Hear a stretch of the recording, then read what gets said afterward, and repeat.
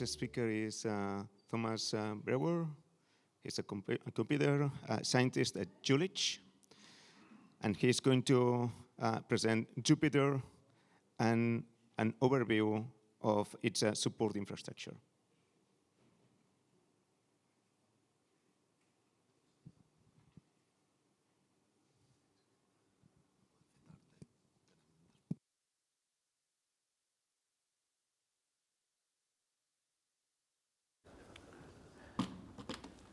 All right, can you hear me? Yes. I'm Thomas. I'm working for the Jülich Supercomputing Centre, and we are the hosting site and operating site of the first exascale system that we are going to get in Europe. And I'm going to introduce, the slides are not yet there. Here they are. I'm going to introduce the system and also the tools infrastructure that we are developing over the past years. And they are actually solutions to some of the problems that Joshua has presented in his talk before. And I will stay on a high level, give an overview of many tools, and if you have any further detailed questions, we can answer them later. So what's Jupyter? We are getting different modules of Jupyter. The first one, the big one, the exascale delivering performance one, is the booster. Here we get from Evida and NVIDIA almost 6,000 nodes of NVIDIA CG1 chips. So this is a Gray CPU, a Hopper's GPU together in a super chip combined, and they are connected via NVLink. There will also be a cluster part with pure CPUs from Cypher RIA 1. And as we heard already in talks before, all this compute power is nice, but you need data to feed the compute power. And we also get a huge amount of storage space, flash space, parallel file system, and also tape storage. Then we need to procure this system, and one crucial part of these systems are benchmark suites. And we come up with a long list of application and synthetic benchmarks targeting the booster part, the CPU-GPU combination, and the cluster part, pure CPU. And we also want to have benchmarks that run at the same time together for one job on both of the partitions. And especially for the application benchmarks, we also came up with highly scalable benchmarks, so we tend to run them on the full system at the end. And these benchmarks are integrated in Jup and are published on GitHub, so you can use them by yourself. The funding for this project comes from 50% from EuroHPC, 25 from the German national state, and another 25 from the federal state North Rhine-Westphalia, where the Jülich Supercomputing Centre is located. So now we know what kind of system we get, but we know that it takes some time until we get that. So we thought about getting a Jupyter mini version of it. We call it JEDI, the Jupyter Exascale Development Instruments. It has just 48 nodes of the Jupyter, exactly like Jupyter. And with this one, we were ranked top 1 in the Green 500 list. And this is very important for us, as electricity costs in Germany are pretty high. And we use this system for the system administrator to prepare the management stack, but also from the support side to port the applications already. But it's nice to be prepared ourselves, but we also wanted to have the users prepared. So we came up with a research and early access program for our users, which we called UREAP. And we want to enable the users to be ready for the first day when the system is there. So we came up with a systematic and interactive approach together with them to be prepared for when the system is there.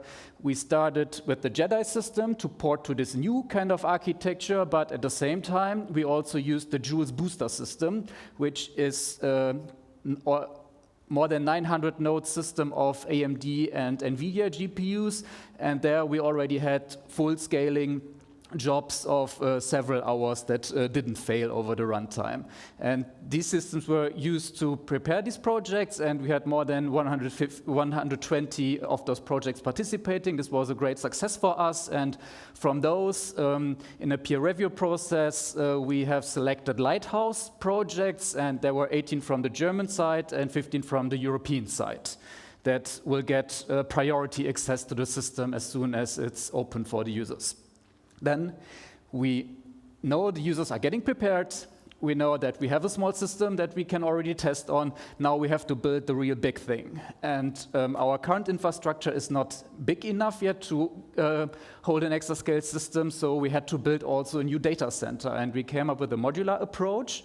So we built a concrete slab and placed containers on it. IT containers, data module containers, and they also need electricity. So the orange ones you see here on the top, they are the transformer stations. The blue ones in the middle are the IT rooms. The lighter blue one is the data hall. And on the left, there's warehouse, workstations, and so on. But these renderings are nice. Let's have a look how it actually looks like when we are building these kind of systems or this infrastructure. So we started in end of 23 with a huge mud hole. Then we got some snow over the winter. This delayed the process. And finally, in August last year, the concrete slab was ready of more than 2,000 square meters. Then first racks, first containers arriving. The IT modules came already with the racks installed, but the blades were not in here, but the cabling was done, so empty racks with cables. Then, while more IT racks arriving, we have started the installation of the roof, so the free air-cooled chillers, and this then is the picture from last Saturday, where we have started building the fence around that building. So now we know how Jupyter will look like from the outside. We have the building. We know there's something in there, but let's have a look how it actually looks like inside. So top left, this is a part of the storage. Top right, this is how the empty racks looked like. No power yet there. Then we got power in the rooms. First blades were installed, and then at the bottom right, cabling is fully done and lighting up rooms. So what's the current state of the system? We already have first big test jobs running on them. We had first calls already on the German national level that had an oversubscription factor of 2 to 3, so it seems that the system is already too small before it's there. And the biggest challenge is to stabilize the network. We have almost 9,000 switches and over 100,000 logical ports to connect. So the system is not yet there. Jupyter is going to get its first extension. And you might have heard of DFI factories from EuroHPC, and we are one of those. And as a main part of this, we are going to get a cloud extension to Jupyter, which targets AI inference. So now we know the system's coming. It's well on the way, and we want to get the users on it. So the system is pointless without having users doing real science on these systems. So I will go through a bunch of tools now that we have developed over the years that helps our users to apply for compute time, data projects, and also self-manage them, access the system, and then finally also how to work on those systems. So let's start with JARDS. JARDS is our joint application and review dispatch service. That is our central tool to actually let the users apply for the resources that we have. It's a web-based tool, open source available. It's used Germany-wide in the GCS, so not only at JAC, but also in Stuttgart and Munich and other national HPC centers. It shows the whole lifetime of all the steps that needs to be done to actually get access to the system. So you can apply via this tool, then the review is done on the scientific and the technical side, the project gets approved, then the local administrations can set up those projects via JARDS, and finally open also a portal for the project managers to upload reports, because we need to report what we are doing on those systems. And last but not least, if they think they need more compute time or need an extension after they finalize their project, they can also do this via this software. And how does it look like? It's kept on purpose very simple, just web panel where you can fill in predefined information that are requested from the special consortium. Like here, how much compute time do you want for your application? Like which kind of application do you run? What kind of programming languages do you use? So also to help with the technical evaluation of these projects. Then if I would be the project arrived, the application arrived, so now we need to do the review. It's done in a peer review progress, and one thing is that I would see a list of projects that I would have to review, and then I can click on the review, accept the review, and I get a new panel with predefined fields that I need to fill out for information that the actual granting committees want to know. Then we know that the projects are set up, and the users now wants to access the system. And we develop tools that help our users to self-manage their projects to reduce the amount of tickets and requests we get by many factors. So there's a tool called JuDoor and KontView. This is also a web-based application. It's used for the management of accounts, projects, resource index projects. It has a role-based access for the user support, admins, and so on. It has 100% paperless account creation. You can manage your SSH keys via that without having any interaction with us, except the usage agreement and many more. You can also use MFA for secure login, and we have on average 150 users per day of this tool. And I'm not showing all the features that it has, but I'm focusing on a few of those. And I will show you how you can join a project, how you upload, how we support the upload of SSH keys, and also how you get detailed information about your budgets that you have in this project. So first, we have Max Mustermann. He wants to join our project. If I'm the manager of this project, I get this request, and then I can decide here which of those system resources in this project Max should get access to. Or if he shouldn't get access to or get removed the access to the system, I can also easily do this via this panel. Or I can promote him to the admin of this project in this JuDoor tool. Then we help them to upload also the SSH keys. So accessing our system is done via SSH keys, and they can just copy it here into these fields. We also secure these SSH keys with IP from clauses, so they can also be given here in an easy way. And they are uploaded automatically without having us to interact with the users or the tool, fully automatic workflow. And then they are on the system that uploaded their key. Now they want to know which resources they can use and how much of the budget they have used. And here you see in the top, like the compute budget that they have, if they're in the budget or out of the budget, and on the bottom line is the same for the different storage systems that they have access to within this project. But this is a very high-level aggregated view. We also provide more extended and detailed statistics by clicking on this button. This will lead to another software that's called KontView. And in KontView, we have lists and tables with a lot of information, and I'm also going to show just a few of those that we have in here. In the top right, every user sees how much quota they have used actually themselves.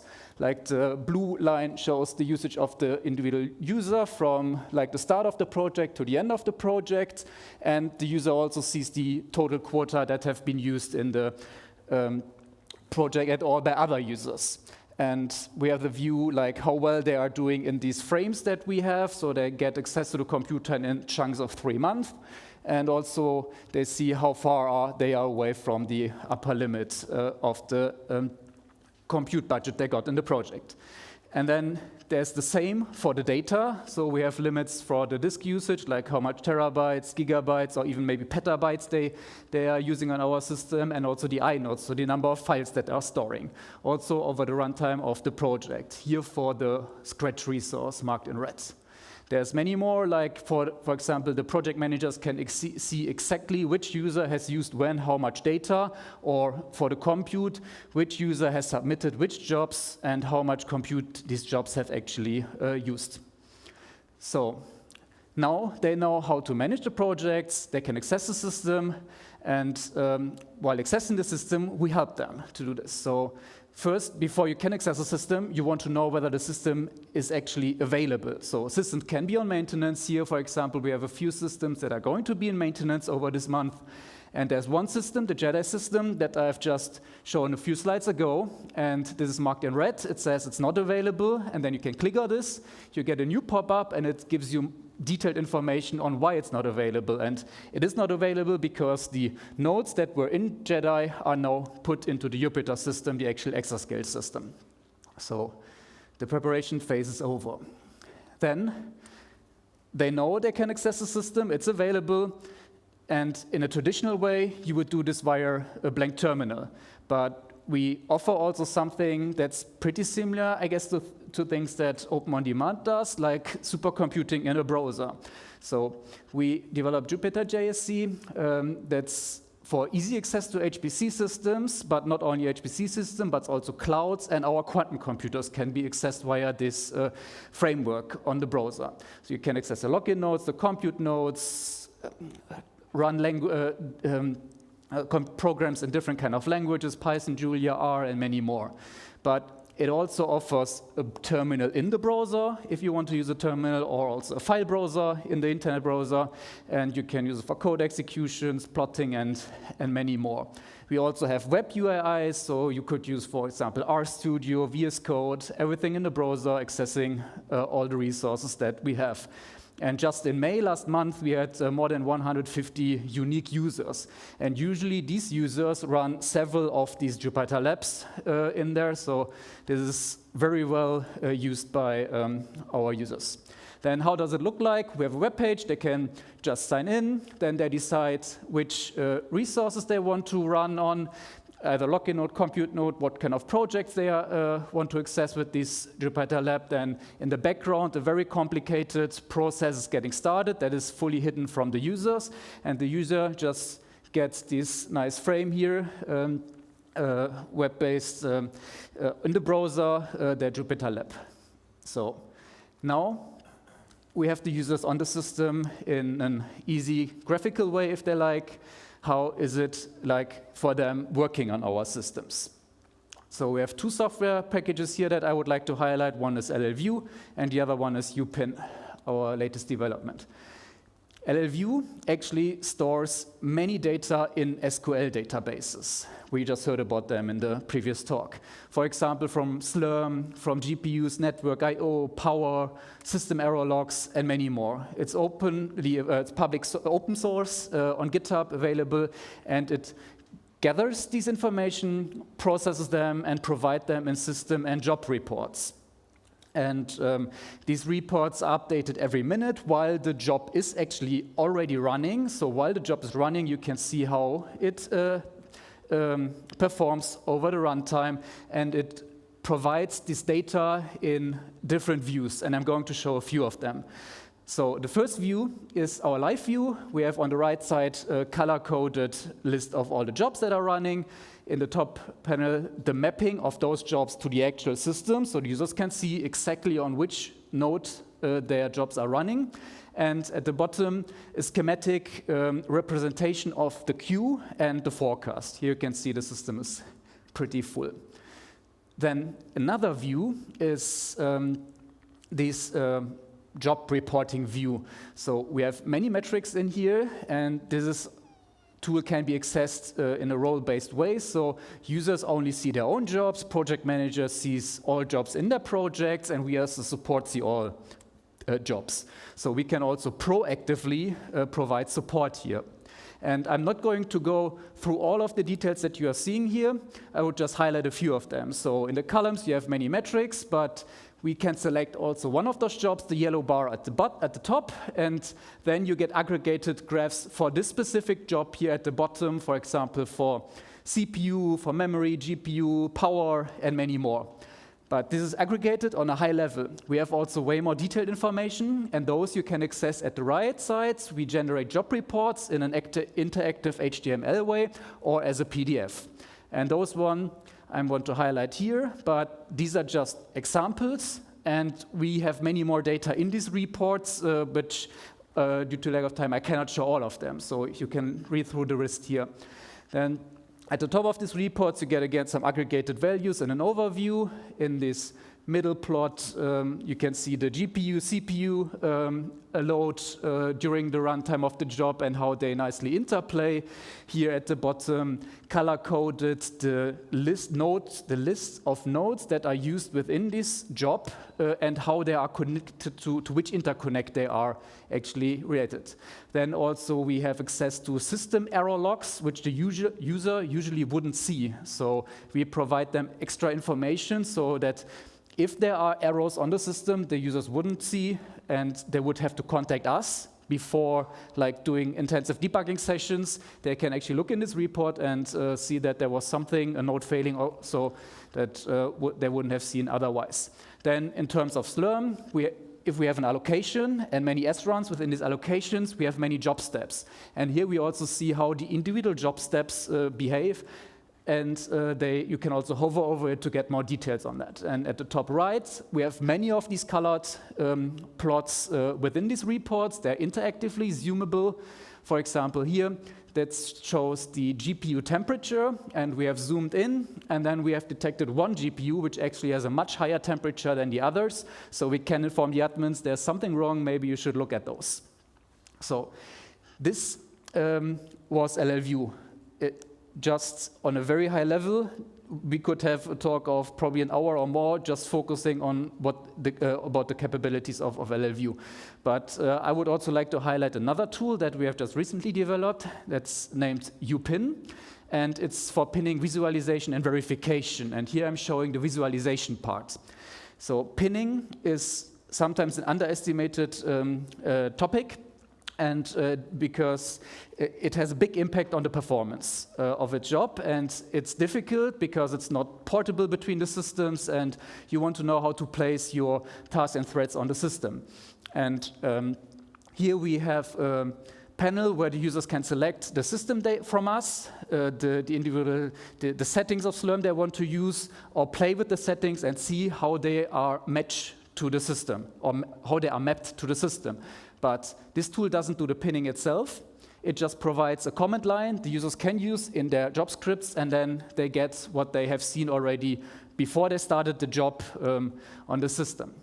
And we have many more tools, for example, JuPin, a workflow and benchmarking environment I'm specifically responsible for, that has also been shown here in this event a few years ago, and Scalaska for performance analysis, and many more.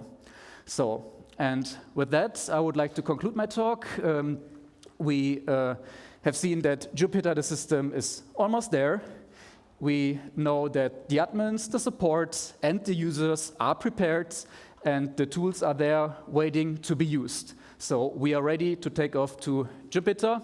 And with that, I would like to thank HPC Do It Now for the organization of this great event. And I would also like to thank you for your attention. Thank you so much. This truly is how you use containers in HPC, isn't it? It's awesome. Yeah. So I have a couple of questions. So the first one is, do you apply any retention policy on the job level metrics that you're collecting? So I forgot the name of the application where you can see a really fine detail. Yes, this one. So the job level reporting. So do you keep all the data for every single job till the end of time, or you're just throwing away after a certain amount of time? We keep the user actively in this portal for, I think, 3 weeks or a month, and then we move them in the tape storage. So, okay. Yeah, we try to keep them. Awesome. So we have developed something similar, and we were considering to allow the monitoring tool to react. So now this is kind of a, so you notice a problem on a job, and you go there, you visit the reporting tool, and you say, oh, yes, there was a problem. But at that time, it's too late. So having something that can react under certain circumstances, or to prevent a massive underusage of the platform, looks like a kind of a cool feature to have. What we are currently working on is also a notification feature, so that it is difficult to come up with metrics to decide when you should inform users when something is happening. For some applications it can be good because they utilize the whole memory, but on the compute they are not doing that well because they have a very highly memory-bound applications, or they do some kind of post-processing. But for other applications it can be the completely opposite. But that's something we think about, and we try to come up with some metrics here. We also color code them, but this proactively notification thing is under development so far. Until now, we or the users have to look into the tool and see what's happening and then react after that. Yeah. Questions? How do you gather user requirements for these tools, features, and so on? Do you have a user committee, or you prepare and then users are using or not? You mean this tool specifically? Yeah, the ensemble of tools. So how do you, are you meeting with users to understand their needs, or?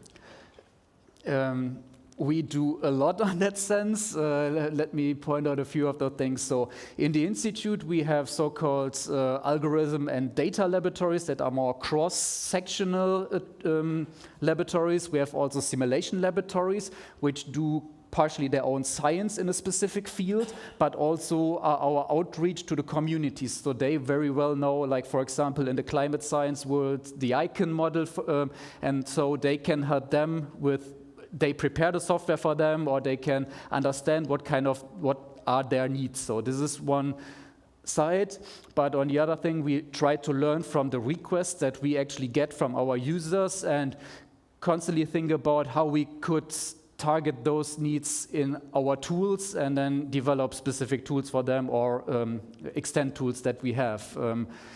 In general, we also try to provide good and extensive documentation, but it's, of course, a difficult thing. Yeah. Oh, come in.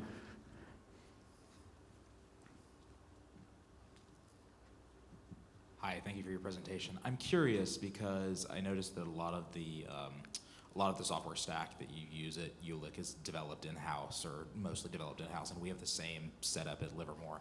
When you were looking at developing things like your identity management system or your logging infrastructure, did you look at other open source projects or commercial solutions, and what were the limitations there, if you did? We do, but I don't have a specific example now, because I'm not the development of all of these tools. I'm also not involved as a developer in all of those, but I'm pretty sure, like regarding this Jupyter JSC with the this platform here, they know that they do similar things like open on demand, for example. So they look outside what's there, and also regarding this monitoring tool, we are involved in community works that where other HPC centers around the world also develop these kind of tools and then try to learn from each other. So, yeah, and implement things they found useful, but they also take things that we have implemented. So it's both way.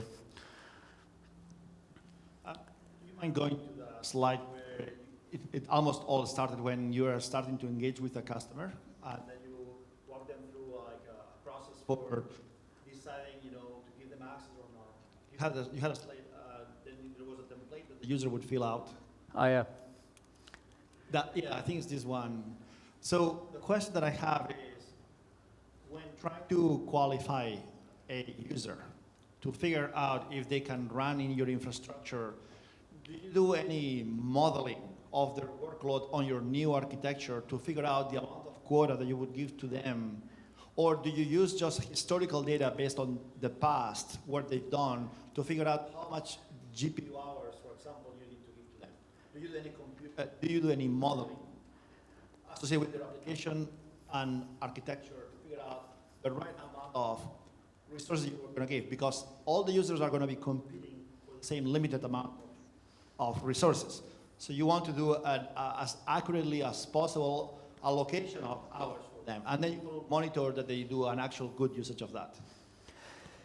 Yeah, so we are a national funded supercomputing center, so we have to give these resources to the public community, also publicly funded research facilities. And there is a peer review process that is based on the applications that we get, and the users are asked to provide on one side the scientific problem they want to solve and the technical details on how they want to solve it. So describe their software, and we offer test projects for them so they can actually use our systems like the JEDI preparation platform, our bigger scaling ones, to prepare for these kind of calls. So they are asked to run on a hardware or a related hardware on that scale where they would like to apply for.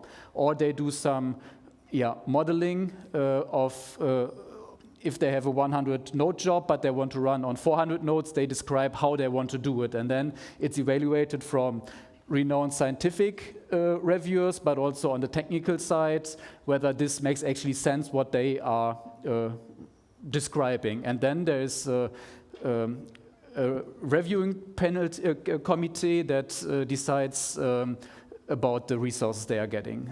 Colleagues of mine sitting are in there, but there are also independent research from Germany and probably around Europe that make these decisions. But you don't do any modeling? We don't. So we have. This doesn't go into this process. So we try to understand what the users are providing to us and compare to our experience that we have on. That's that historical information. Also the experience from the technical and the scientific reviewers. It goes into it, but we cannot take their input data and do some tests by our own, or we rely on the information they provide to us. Okay, thank you so much.